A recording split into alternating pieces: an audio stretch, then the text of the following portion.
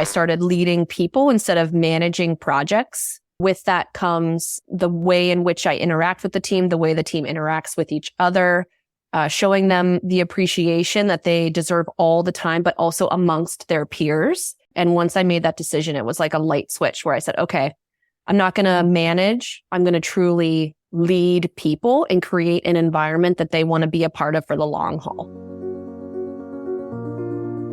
I'm Doug. I'm Una. That was Katie Regan. And this is our podcast, Amazing Teams. Join us as we have conversations with remarkable people who are building amazing teams.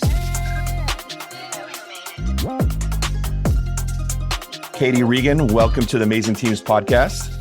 Hey, thank you for having me. I'm excited to be here. Of course. Katie Regan is a communications professional with more than 15 years of business, PR, crisis, brand, and change management communication experience. She is the founder and CEO of the Kirkpatrick Group, a strategic and integrated communications firm for companies and brands of all sizes. Tell us a little bit more, Katie, about what you're doing. We're a small but very mighty team of comms professionals from across the United States. And we provide anything from reputation management to crisis and issues management, strategy or tactical execution for Fortune 500 companies to higher education, R&D. And we really do have a particular focus on the industrial side. So we're not doing super sexy consumer work, but we are doing the work for companies that make things and sort of make all of our everyday lives easier, whether or not we know it. So it's a really great group of experienced professionals, and we're all 100% remote, providing, I like to think, exceptional value to small, medium, and large organizations across the U.S. Got it. And give us a little bit of an idea of the size of your team there. We have 14, I will call them core team members. So these are folks who I talk to and work with every single day. And actually, an interesting fact is right now, everybody is a woman, a female, most of which are all mothers who left the workforce either right before or during COVID for family reasons. It could be they had aging parents, they had growing children, or personal reasons to leave, but they still wanted to work. And so over the course of the last, 6 or so years, I've been able to leverage my network to find these super smart, hardworking people who want to work, but just need to work a little bit differently. Can you tell us more about your experience in being part of amazing teams and building them all the way back to soccer? Oh my gosh. Yeah. So I attended Robert Morris University and played on the women's soccer team. It's a small Division I school. And I remember being a part of a phenomenal group of women. I learned a lot in that experience. I mean, it's a lot of people from all over the world, different cultures, personalities, and you really learn a lot about how to overcome obstacles and how to sort of achieve a common goal. And then I was really lucky. All of my experiences in corporate America were incredible for all different reasons, but I was really a part of teams over the years. And I think why they were so amazing is because we always had a common vision. We always knew what we were trying to achieve. We always were working towards the same goal. And although many of those teams I was a part of, we were a group of superstars, there was no real competition. We weren't territorial. We were just trying to get the job done. But I also think we had incredible bosses who gave us the recognition we wanted and deserved, showed us appreciation. It was really sort of a mixture of all those things, but I feel really fortunate to have been a part of some really great teams over the years. You mentioned incredible bosses. So you're now a boss, right, Mm-hmm. to several people at your organization. How do you work at being an incredible boss? What do you do? Are there certain things you read, certain people you follow, certain practices? Oh my gosh. I wasn't prepared for that question, so I'll give you an off the cuff response. I've learned a lot from bosses over the years, right? So you take the good and the bad, I want to be a boss like that. I don't want to be a boss like that. And other people that you encounter, you take the good with the bad. I don't like to think of myself as a boss. I'm more of a player coach. I'm really in it with the team. It's about giving people something interesting and challenging to do, making sure they know the value that it brings to the client and to me, And I'm a big believer in seeing people. So it's like, I see you, I appreciate you, I value you. So a couple of years ago, I stopped saying thank you all the time. And whenever I would want to give gratitude, I started saying like, I appreciate you and I appreciate your work. And it really sort of that like small change makes a big difference. I also do a couple things, just like small gestures for folks so they know how valued they are. Because I think if people feel valued and they feel seen and they feel their work is important, they want to work harder and they're more loyal and all the things that come with it. So I'm guilty of sending a lot of Starbucks gift cards through text to my teams, whether they're going above and beyond or they're having a tough day. I write a lot of handwritten thank you notes. I believe in that sort of that like written word. You take the time to do it. You address the envelope. You send it out. They get it. I actually was on the line with a woman on the team, Taylor. She lives in Boston. She was my intern back in 2011, maybe, or 12. And now she's part of the Kirkpatrick Group team. She said she has every handwritten thank you note I've ever written her. And then she was like, sorry if that's creepy, but they just mean a lot to me. And I was like, wow, like they really are impacting people in a way that I hoped that they would. So little things like that, I think, go a long way, but it really comes down to like people, when you think of like Maslow's hierarchy of needs, people need like water and shelter and things. And when it comes to the professional workforce, people want to have interesting things to work on. They want some flexibility. They want to feel seen. They want to feel valued. They want to feel like they're part of something. And I try to do that in a very natural and genuine way every single day. That's incredible. Katie, one thing you touched on, I'm just curious. Thank you versus I appreciate you. What prompted that change and what did you learn as a result of switching it? So just to be clear, I still say thank you a lot, but it was part of my self-improvement. So another thing I tried to stop doing was apologize all the time in the workplace. So for example, if something is delivered to the client later than I said it would be, instead of saying, I'm sorry, this is late, I'll say, thank you for your patience with my delay. Because I just think there's something about the word selection. But what I had a client a few years ago, a client I've had for 10 years. And a few years ago, I worked on something with him or for him. And he wrote me and said, thank you for this work. I really appreciate you. And it just hit me in my heart and soul a little bit differently, made me feel more valuable or made me feel better or made me feel like part of the team versus sort of an agency partner. And I really liked it. So I thought, well, I'm going to start using that too.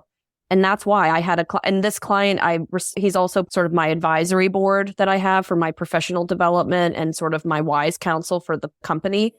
To your question earlier, to tell me about those bosses, he was never, ever my boss at any point in time, except now that he's a client. I guess technically he's my boss. But that's really where that came from, is like, wow, that really made me feel good. It made me feel special, made me want to continue to work hard. And so I thought I would steal that from his bag of tricks. So it sounds like you're a giver. You don't just wake up with a giving mindset. How did you get to the point where you were able to be such a giver and reap those benefits of being a giver? I think it goes back to my childhood with my mother, who was and still is, she takes gratitude and graciousness very seriously. So still from the time I was little to now, I cannot show up to someone's house empty-handed. My children and I write thank you notes for every gift they receive. So think about a birthday, how many thank you notes we have to write. Yes, we write them all. I send thank you cards even for the smallest of things. So because I do that naturally since I was a very small child. I think that sort of carried into my professional and adult life. Also, years ago, I read the book, The 5 Love Languages, and one of my language of giving love and showing love is gift giving. But to me, that's not always, something that you buy, but like a letter is me giving you something. So to me, mailing that letter and sending that coffee is me showing love. I think that's part of the reason my team is so amazing, is because of the love that we have and share with each other. And it sounds kind of corny. And I honestly can say I've never thought of it that way, but it's sort of, I'm having a small epiphany in the moment right now with you guys. Let's talk about appreciation. You have heard Katie express appreciation to her team by sending Starbucks gift cards and handwritten thank you notes. She also mentions the book called 5 Love Languages, which has been adapted to the workplace and renamed 5 Languages of Appreciation. It is a great resource to understand how your team likes to be appreciated, so check it out when you get a chance. When it comes to gift giving, you can give monetary gifts, you can give experience type gifts. Mm-hmm. Do you have any thoughts around the types of gifts that can be given in the professional space? Absolutely. So keeping in mind that at many large companies, they have gift receiving policies. So my last corporate role, you cannot receive a gift more than $75. It's a policy. So there's a lot of different ways you can do that. I do think that there is something to, with clients, sending them a gift card or saying, I made a donation in your honor or things like that. With my team, I do a combination of physical gifts. So I actually am getting ready to mail all of the team's holiday gifts, which I don't want to say what it is in case they listen to this before the holiday, but it includes something that is matching and festive that we all talked about at a retreat we had several weeks ago at Nemacolin. And we said, oh, we all wish we had this. And so everyone's going to get something specific. But I think we also giving gifts in the form of words of affirmation, a hug when you can give it. Sometimes I read an interesting article and I think someone would find it interesting too. I'll send it to them. Years ago, I used to cut it out of the newspaper and mail it to them, but now I just send a link. Sometimes it's just a text saying, hey, just thinking about you this week. I hope you have a great week. I think for the team, actually, we were all texting yesterday because one of the team members did a Spotify playlist and asked everyone to send their favorite songs. And we all were trying to guess who picked which songs. So I think it could be in the form of anything. We also do things, sometimes it is monetary. So the entire team, everyone on the team, I think except one who just returned, has received unsolicited rate increases because they're just doing phenomenal work. And I think they deserve it. So it could be, it's anything. But I also think while they're like, wow, that's great that I'm making X more dollars a day or an hour or a year. Sometimes I think just me calling them and saying like, hey, I think you're doing a phenomenal job really goes a long way. There's things that we do for clients and the team knows about it because I think it also helps the team feel great as we do pro bono work. So in-kind giving, right? So providing communication services to nonprofits who can't afford it, but it's also for a really good reason. So we're doing work for an organization called Edge Fearless Learning that is going to standardize the way students learn math. For example, 5 to 8% of all students have dyscalculia, which is like dyslexia of numbers. So they can't see numbers the right way, and then they're falling behind in math as early as 3rd grade. So we're doing some comm support for them, and obviously not charging them for it. So I think you can give in a lot of different ways. Katie, I'm so curious. You have a group of 14 core members. They're working various lengths of time for you or hourly lengths. How do you keep the team connected? How do you keep the team together when everyone is, in a sense, individual performer as part of your team? That's a really great question. And I would say up until maybe a year or so ago, I didn't have interest in the team being a team together. Everyone really was sort of like an individual freelancer who operated independently. But as the company started growing, we needed to have multiple people on different client accounts.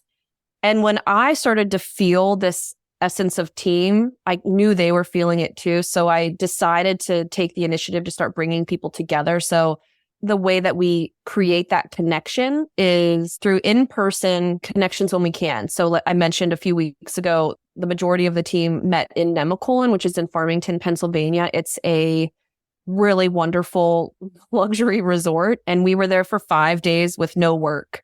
We ate fancy dinners. We did wine and cheese tastings. We went to the spa and we just enjoyed each other's company. And that FaceTime really was special. I think that we also celebrate all the wins together.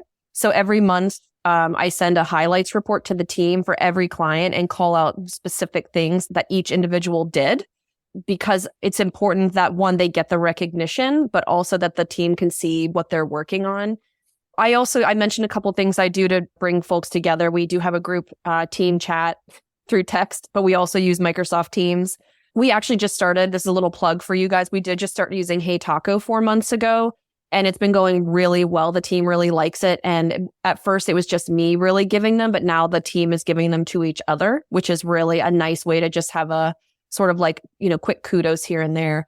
At the end of the day too, I mean, I just treat people with respect and try my best to see them and appreciate them. And so whenever I'm giving off that respect and I'm being kind and showing gratitude, the team naturally does it as well. I would also add that this group of people, they don't necessarily have to work. I would say this is like the most like at will situation in anywhere that I've ever seen, because most folks have a partner. They have other options. They could work in different ways. So I really try hard to create an environment where they want to be a part of it. One last thing I would add is I do ask them for feedback. So just recently, we were having conversations about the difference between being a 1099 and a W-2. What goes into that? What are the benefits? What are they looking for? What are they not looking for? And I shared the results with them and told them what the next steps are. So it's really a lot of transparency in how the business works, a lot of transparency in what they want, what would make them happy, what would make them feel more excited, and then actually taking action on the data. Not just saying, I hear you and thank you, but I hear you and here's what I'm going to do about it. I think that goes a long way. I'm going to chip in with a story, Katie. You probably don't remember this because it was such a random conversation you and I had, but it speaks to what you just said, which is Katie and I used to live for a few months, probably a block away, literally. And we would get together for coffee on the weekend. Sometimes this was before you even had kids, right? So you had a lot more time. But one time Katie said to me, I said, how was your week? And she said, it was great. I came home on Friday night and I was like, results. It was just producing results. And it was great. We did all this work for the last few months and I could see all the results. And every time I think of Katie, I think of results. That's your MO, right? You're like, if it doesn't drive results, why are we doing it? Right? For yourself, for your clients, for your teammates. You're attending not just your results, everyone's results. I just remember that conversation. I don't remember that conversation, but I believe it because in the communications field, we're a non-revenue generating department most of the time. You spend money on comms. It's very hard to tie like a sale to getting an article in a trade magazine. It's hard to tie earnings to like strong employee communications, right? And so when you can set quantitative parameters and then meet those, it feels really good. When you're an athlete, you're like, well, how many points were on the board? Did we win or did we lose? So it's just a little bit of like in your nature, but that's really interesting. And I don't remember that conversation, but it's making me blush just like a tiny bit and feel just slightly uncomfortable. Why is that? Say more. I have a terrible memory. So terrible, in fact, that like my husband has a really great memory. So we've been together for, 18 years in total. And all those years we've told stories to each other. And sometimes I'll say, oh, I can't remember the guy's name from my hometown. We did this together. He's like, oh, Steve so-and-so. I'm like, how do you know that? Like he can remember my memories for me. And so when you're telling a story, I'm like, I don't know what she's going to say. I have no clue how that conversation went. It went well. It was just a small excerpt from a conversation that I think captures how you roll in your professional and personal life. Katie, so Una told a story about you. How about you telling a story about Una? She can't remember. Yeah, I can't remember. No, I remember moments and feelings. And so I remember when our mutual friend, Jim, who is now an 80-year-old former professor at Una's and my alma mater, who said to me, Katie, you have to meet this girl. And I'm like, okay, what's up? He's like, she is you. You are the same person. She plays a sport. She's super smart. She's very pretty. I love her. You guys should be best friends. And he connected us and we did. We became instant friends. And then we would have these coffee conversations and we sort of just had this like immediate personal and professional connection of like, how do we go out into the world and do things that make us happy and do things that are impactful and enjoy our life. Like we both never had this like, I want to climb the corporate ladder and it was like, how do we live a really purposeful life that makes us happy and then makes others around us happy as well? We've known each other, Una? I don't know, more than 10 years. Yeah, 10 years, I would say. Lived across the country and then reconnected. A lot of paths when you go to Robert Morris leads back to Jim Vincent. He's never going to listen to this probably, but he is a connector extraordinaire. Do you have a Jim Vincent University t-shirt? Of course. Me too. He literally created duck t-shirts to say Jim Vincent University, no classes, only coffee. Because he's like, let's just have coffee in the cafeteria and talk about life. So very he used personal. to sit in what used to be known as the marketplace, and he would just sit there and wait. And then students would walk by and they would be like, what's this guy doing? And then people would just sit and talk to him. Versus, I would say a lot of other professors were in their offices or in the, he would just sit and hang out. And then he developed these incredibly strong relationships with students. And here's my Jim Vincent story. I have to share it. I was playing soccer. We were traveling a lot and I was taking his class and I got a paper back that I wrote. It said on the paper, C-. You clearly did not read the book, Jim. And so I went to him and I said, you're right. I said, it's just so hard, Jim, to take these humongous Shakespeare books on the road. Like we didn't have internet. We didn't have Wi-Fi. I don't even think I had a laptop at the time. And I said, like, it's really hard for me to read all this stuff. And he goes, okay, I'll help you. He said, meet me in my office on this day. So I did. And he said, look at my bookshelf. I have every single play and whatever in a small paperback form. So you can come in here, take the book you need, and that way it's easy for you to read while you travel. And wouldn't you know, the very next paper I got an A. And all I thought to myself was like, I told him I had an issue.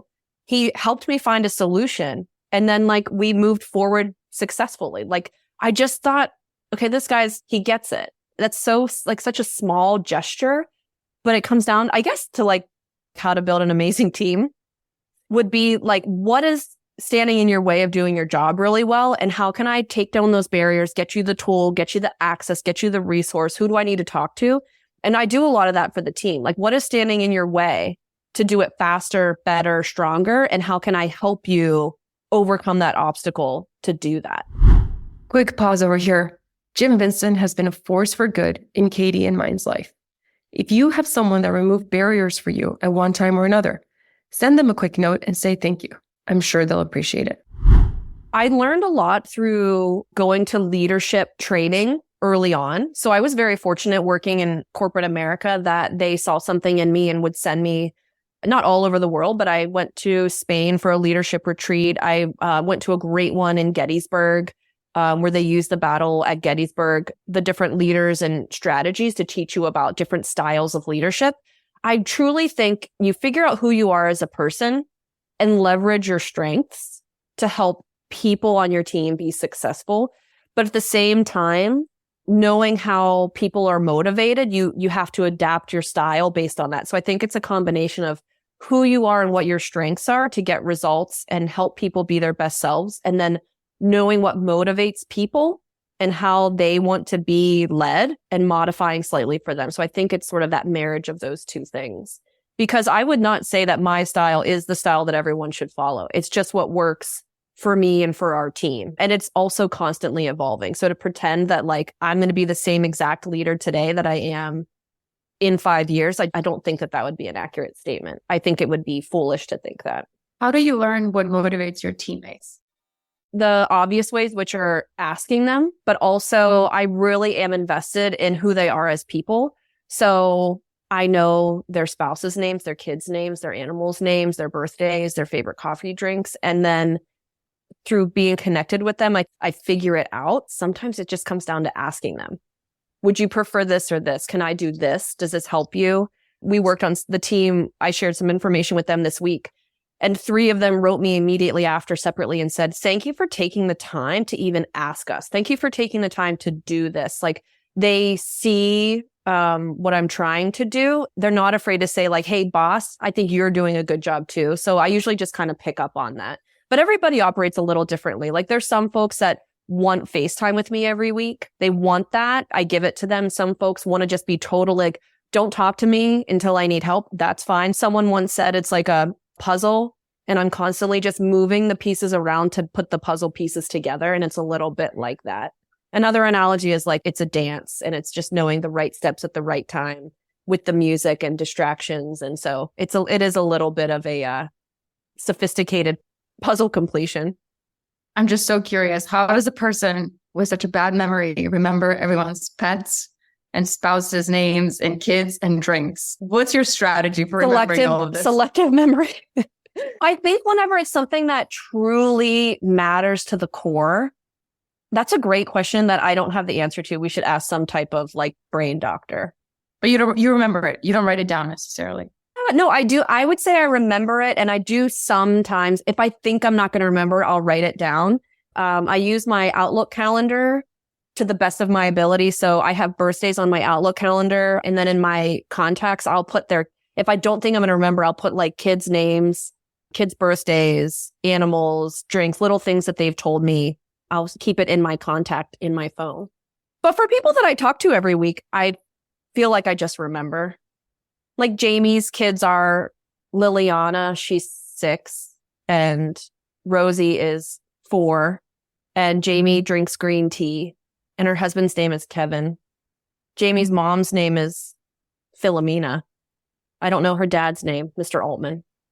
No, Mr. Bujakowski. So I don't know. There's just some things that you remember.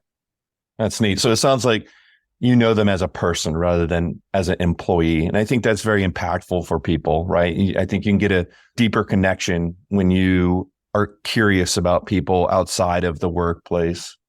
It took me a while to learn that, to be honest with you. I was so concerned early on in my career with being not known as like the girl with long brown hair, but being, oh, that's Katie. She's really smart and works hard and gets the job done. So I was very adverse to forming personal connections in the workplace. And then I had a coworker whose name is Amy Mercanti, who showed me and taught me simultaneously as I started reading Brene Brown that being, I'll call it vulnerable, but being open as a person and forming real connections with people does in fact create amazing teams and high performing teams. And it took me a long time to get there. There's a part of me that sometimes regrets that it took me so long, but also that's just who I was at that time. But yeah, I would agree with what you said, but I didn't feel that way early on. And then once I realized it, it really made a tremendous difference. And I think it made me a good boss and a good leader. How much do you reveal of yourself to your team? I would say in the past 5 years, a tremendous amount. I'll share personal things about my life, my children, my family. I've cried. Like, the little like misty tear that we were on a call, the whole team last week, and we each put an emoji in the chat to start the call. And then you had to say why you picked the emoji. And mine was like the teary one because of something that happened with one of my kids. And I like cried on the call. I would never in a million years have done that in my past lives before I learned like what being vulnerable, how it can really create engaged and high performing teams. So now to this day, I would say not everything, but I'm open. I'm really an open book. And if people want to ask me a question, I'll answer it unless it's something that I feel is incredibly sacred that cannot be shared. But yeah, now I'm an open book, but previously, absolutely not. People didn't know anything about me until I probably turned 30. That's really interesting. It's funny because I think when we think of leaders, great leaders in history, we think of these strong, tough individuals, right? We don't think of vulnerability. We don't think of crying in front of the team. So we're almost like culturally going through, or we've been going through like this change in how we lead. Mm-hmm. And we lead in a more effective way by connecting. I would say being firm but kind, because when you are running a company and you sometimes have to make some challenging decisions, you need to be very clear and firm. Mm-hmm. But at the same time, that doesn't mean you have to be mean. So I think being firm but kind is important. I did some brand identity work, and the Kirkpatrick Group brand is straightforward and honest, but approachable, and confident, but not arrogant. And so that's really like, so how I also then try to be with the team. I would also say I'm firm but kind with my children in a different way. Would they agree? I would say they would agree, except their new thing is they're like, who's the boss? And I'm like, I'm the boss. They're like, yeah, but daddy's older. I'm like, yeah, but I'm the boss. Age has nothing to do with this. Doug's like, yep. Mm-hmm. No, I get those questions too from my daughter. She's very confused. How old is your daughter? She's 9. Oh, so here, Doug just told me that his daughter's 9. I'm writing it down. There you go. And then I will later put it in my phone. Such a great idea. Katie, I have a question about the unheard of flexibility that you listed as one of the ingredients of the amazing team. Mm-hmm. How do you balance the flexibility with clearly needing to run the business and your clients' needs and priorities? When I reach out to the team and I say, hey, are you available for this project? Can you run this account? I always say to them, I just want you to get the job done and I don't care how you get it done. So if you work nights and weekends, it's really, it doesn't matter where people are or when they get the work done. And so people can build their schedules around their life instead of building their life around work. And maybe a better soundbite would be they're building their work around their life, not building their life around their work. And I truly feel that way. So folks don't tell me when they're taking vacation. They don't tell me when they're out of the office. They don't tell me when they're on or offline. I just expect that the work gets done and it gets done really well and it gets done on time. And I don't know a lot of other organizations, especially large ones, that offer something like that. To be completely honest, when you have a client who says, well, can we meet on this day at this time?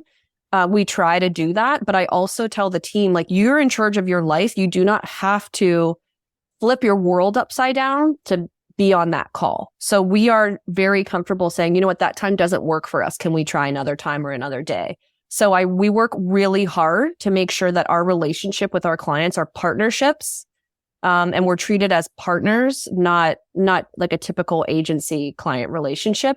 And that's, I think, part of the reason the team stays and doesn't look for work elsewhere. I do have a little story about that, which I think is part of the reason I maybe operate that way. Is growing up, my father he worked in finance. He was in commercial sales. And this was, 70s, 80s, 90s, early 2000s. And that's pre-cell phones, pre-laptops, pre-working remotely. It didn't exist, right?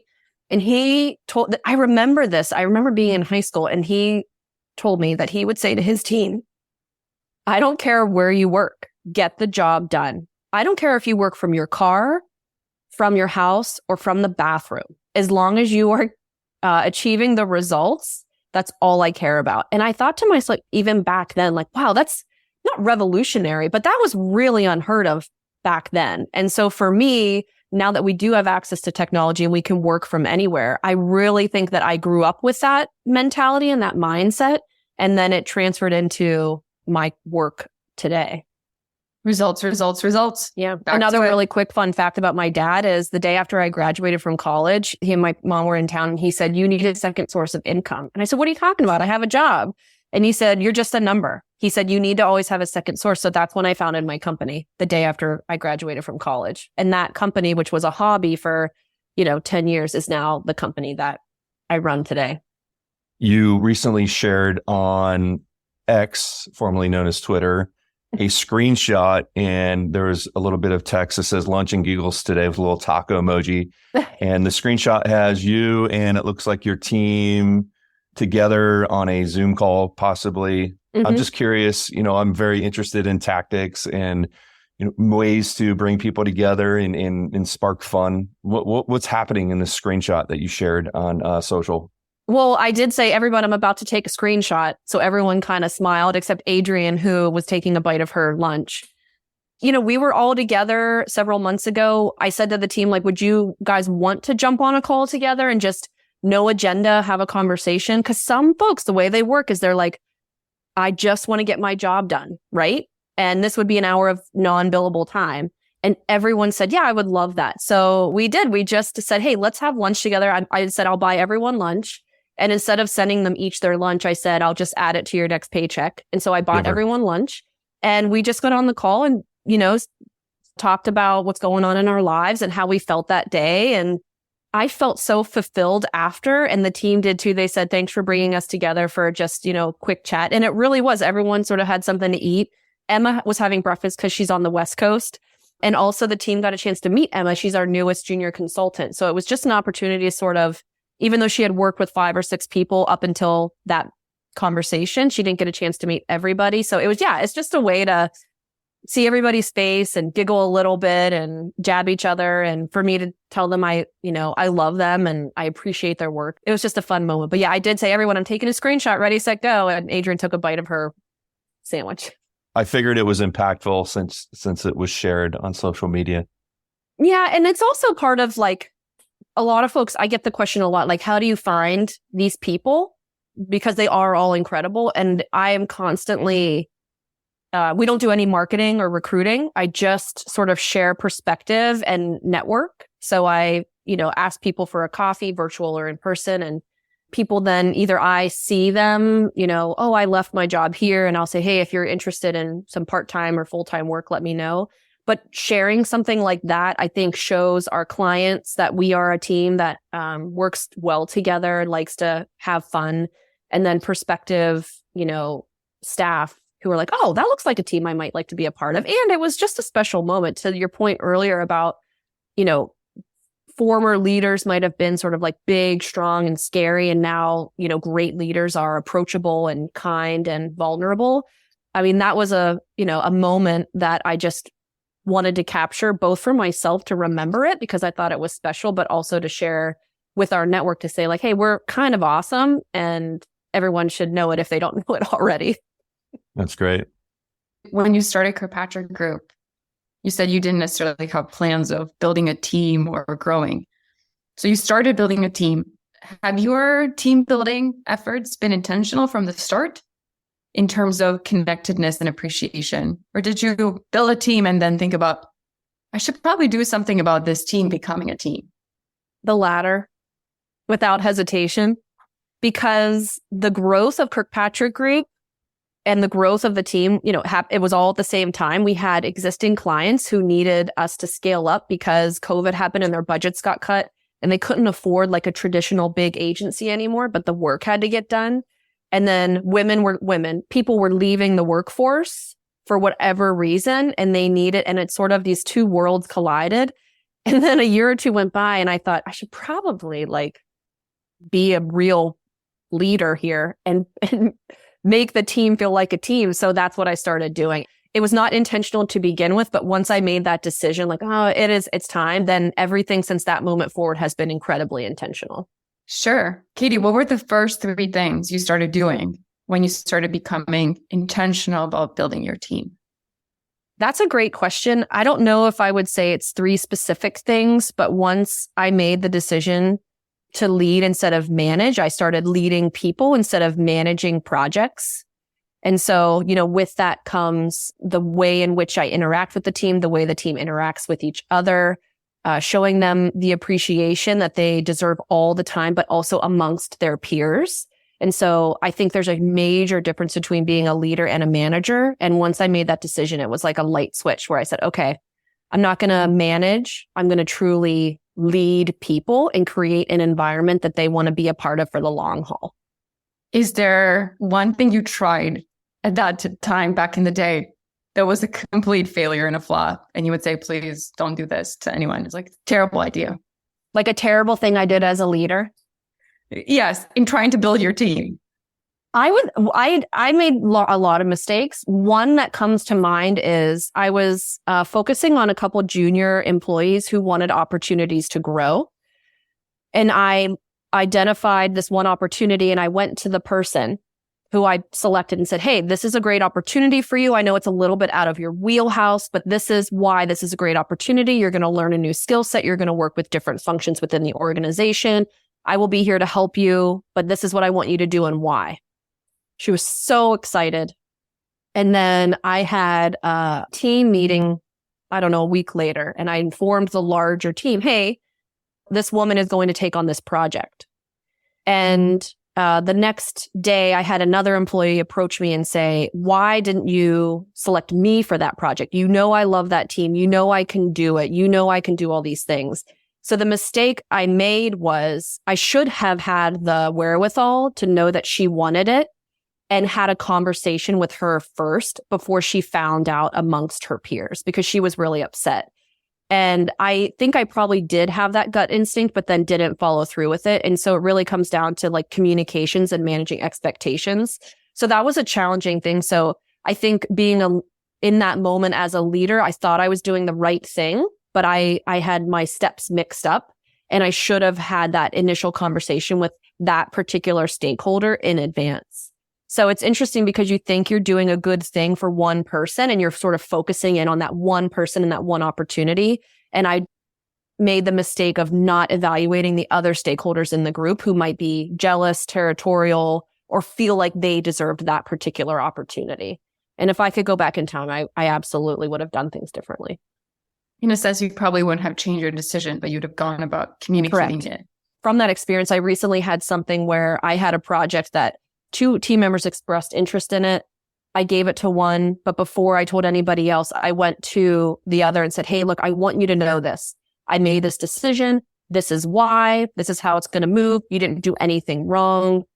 Blah, blah, blah. Here's the other things I need you to work on. And she said, thank you so much. I'm really glad that you told me that before I found out in another way. And I said, sure. So it was clearly an experience that I learned from and haven't made that mistake again. But you're right, Una. I wouldn't have changed my decision. I just would have communicated it in a different cadence. I've made plenty of mistakes. Haven't we all? And I think part of that, though, like back to vulnerability, is also owning it. Like honesty truly is the best policy. And in recent years, when I've made a mistake, which is never intentional, right? I don't purposefully try to do the wrong thing or make the wrong decision or however you want to call it. But I have learned and now live by honesty is the best policy. I pick up the phone. This is what happened. This is what I did. This is what I want to do to correct it. So that could be with a team, with a client, with a vendor, whatever it is, because we're all human at the end of the day. And even with the team, people make mistakes. I always say, make the little ones, not the big ones. But if you do run into an issue, just say, I have a problem. This is what the problem is. Here's what I think we need to do to fix it. And then I'm okay. I got you. Yeah, that makes sense. Let's fix it. And that's what we try to do. I'm used to operating in the shadows. Like I'm the one who sets up interviews with clients and then like listens in and coaches them. And so being sort of in the light on this is uncomfortable for me, just so you guys know. I appreciate the honesty. I would love to hear from you because I'm sure you have some good tips on how I could be a better leader at Hey Taco. Do you want to tell me a little bit about your leadership style and what you're currently doing, how big the team is, where the team is? And then I could say, interesting. And I could provide you with my perspective. Okay. I like this. I like where this is going. I know we've got limited time here, so I'm going to respect your time. For many years, I've ran Hey Taco as a solo entrepreneur, and it wasn't until recently that I decided to start building a team. So here I am. I'm 7 years in with Hey Taco, now starting to build a team. And I was very lucky to have stumbled upon Una, and Una was the first full-time hire for Hey Taco. And so it's me, Una, and a few contractors as we speak right now. And the goal right now is for us to create more capacity for me, and also to break down some of the dependency on me. Because right now there's a lot of dependency on me to do a lot of the things to keep the business moving forward. And we're going to do that by building out a team of individuals. And so we're going through a hiring process now where we're trying to pull more developers onto the team and potentially other types of people. And so I'm just curious, you have a lot of experience managing teams, managing people, and it sounds like you're an amazing boss, whether you want to admit it or not. So I'm curious from you, are there 3 things that just come to your mind for somebody that's in a position that I'm in? Are you entering this into ChatGPT? Absolutely not. ChatGPT and I have a love-hate relationship as a writer. I love your self-awareness, first and foremost. So knowing why you need to grow the team is great. Number 1 is I would always make sure that with scaling up the business, you're doing it profitably. That's not a team piece of advice. That is a business owner piece of advice. Like, who cares if you increase your revenues 2 times if your profitability doesn't go with it, right? Create the capacity, have the business be a little bit less dependent on you specifically. And I would say a couple things. One is, and this all relates to managing the team. One is outsource everything that you do not want to do or that you can outsource, right? I outsource a ton of like legal and business paperwork type stuff. I outsource all things accounting, and I outsource some of my own marketing, like Kirkpatrick Group marketing, because I can be the client, right? I know the brand. Someone else can write it. They can create it. They can do it. They can push it. Because if you can take these pieces of work that currently you're doing because you think you have to and outsource them, then you can then focus on your team, right? So it doesn't have to be like software development. It's like I can hire a professional to do these professional things with my guidance. So that's a piece, because then if you have that extra time, you can manage people, not manage projects. I'm a big believer in trial runs. So as you're bringing people on, consider building into the contract a 3-month trial. You're too small to take a risk on a person and the liability that comes with them having a great interview and then being a shitty employee, right?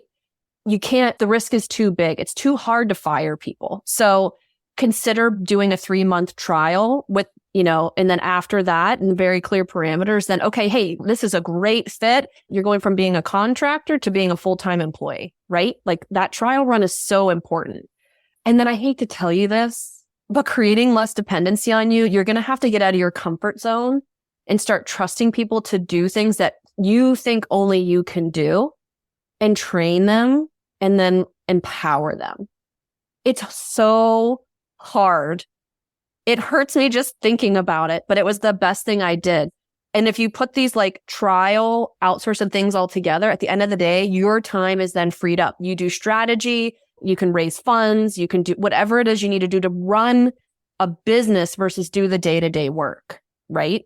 So I would say those 3 things are: trust people to do work that you think only you can do, give them a shot, train them, empower them, outsource everything that you can to professionals from accounting, legal, business, paperwork, everything, and then do a trial for like 3-month contractor before full-time. I would say those are my 3 things. And we should have a conversation offline and just talk shop. Cool. I appreciate that. All right, we'll wrap things up here. So as you know, with Hey Taco, we're all about gratitude, and everyone has 5 tacos to give each day to celebrate somebody for something they have done or who they are. Who are you giving your 5 tacos to, and why? I'll give my mother 2 tacos for coming here and helping me bake pies and pumpkin rolls in advance of Thanksgiving. I'll give a taco to Emmett, who's right here. He's 6 years old. Hold on one second, Dermy. And he has been such a great listener, and he's working so hard on writing and reading, and I'm very proud of him. And a taco for Dermot, who's right here. He's almost 5, for being extra funny and silly and being really nice to our kitty cats and feeding them. And then I would say the last taco, I'm going to give that taco to Suzanne on the team, because she moved something forward for a client this week that was very challenging to get across the goal line. And she did it with grace and professionalism. And I'm really proud of her for that. So good. Katie, thank you so much for doing the podcast with us. Yeah, this was really great. Where can people go to learn more about you and Kirkpatrick Group? You can go to kirkpat.com, or you can find me on LinkedIn at Katie Kirkpatrick Regan. Awesome. Thank you. Thank you, guys. Thanks, Katie. Hey, thanks for listening. If you like what you heard, then please share this podcast with others. And we would love to know how we did. You can tell us by going to amazingteams.com/feedback.